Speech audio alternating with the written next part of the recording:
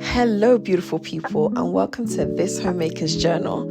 I'm so glad you're here, and happy new month. Now, that being said, welcome to my own cozy corner of YouTube, my space where I bring pieces that I'm learning from everyday life, from marriage and motherhood to the quiet lessons in between.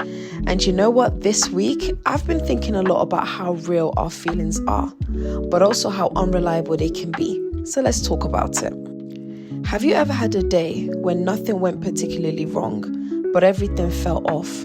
You were doing the same tasks you always do, maybe folding laundry, wiping down the kitchen counters, or replying to a text that you didn't really feel like answering, and still, somehow, you felt discouraged, unmotivated, or unsure about yourself. Feelings are funny like that. They are real, but they don't always tell the truth. I've learned that feelings are like the weather, especially British weather. They roll in, and if you're not careful, they can settle over you like a fog, changing the way you see life, your home, your relationships, or even your purpose. Some days you feel like a powerhouse, full of vision, ready to get it all done, and other days you question if you're doing anything right. But here's the key. Feelings are not facts. They are indicators, not instructions. We're going to say that again. Feelings are not facts. They are indicators, not instructions. We can acknowledge them without obeying them, and honestly, that's where our strength actually starts to grow. Because if you let your emotions be the compass for your life, you're constantly going to be rerouting. One day chasing dreams, the next day hiding from them. Trust me, I've been there, and this week was a big highlight moment for me. I've had moments where I felt like giving up, where I questioned whether I was doing what matters, the homemaking, the parenting, the praying, the posting. But when I paused long enough to let truth speak louder than emotions, I found my footing again.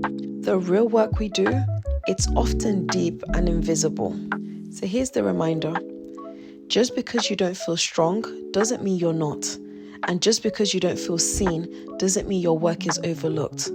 And one of the key reminders that I'm constantly having to learn and relearn is that you don't have to feel like it to do it well.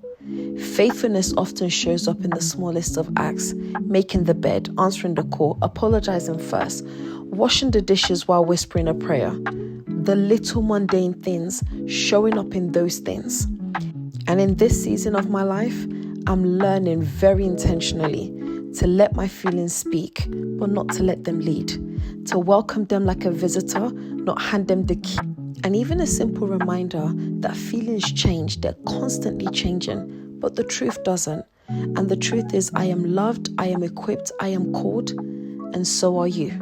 So when your emotions try to convince you that you're falling behind, remind yourself that you're still showing up.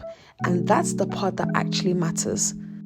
Okay, so wherever this video finds you today, whether you're full of motivation or barely holding on, just know this. You don't have to feel brave to be brave. You don't have to feel worthy to be worthy. You don't have to feel strong to stand firm. God doesn't ask us to be led by our feelings. He asks us to walk by faith. And faith, my friend, is often quiet, steady, and unseen, but always powerful. Until the next time, take care of your home, take care of your heart, and I'll see you in my next video.